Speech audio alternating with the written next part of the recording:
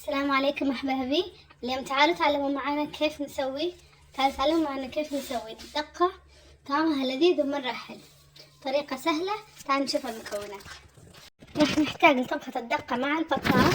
أول حاجة الدقة، معنا البطاط 4 حبات قطعتهم صغير، شوفوا كيف رقاق، والبصلة وكبزرة وبيبر وثومة.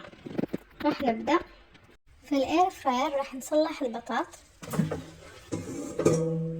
بنقلي البطاط بالاير فراير، لكن نضفنا ماء من تحت شوية وعملنا الشبك وعملنا الاير فراير، وهذا يسهل انه ينضجوا البطاط بسرعة.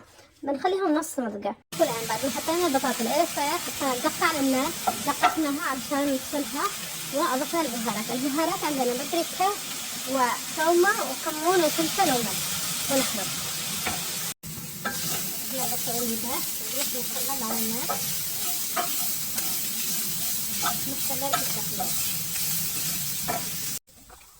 أضفنا البيبر الثومة والكبزرة ونخلط.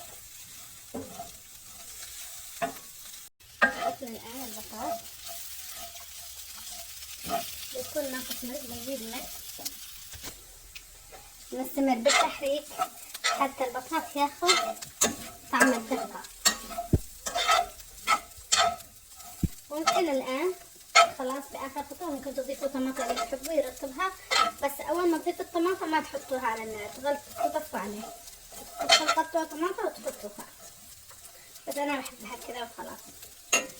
الآن نستمر بالتحريك لحتى يطلع طعم البطاط حلو. والآن صارت جاهزة. قرب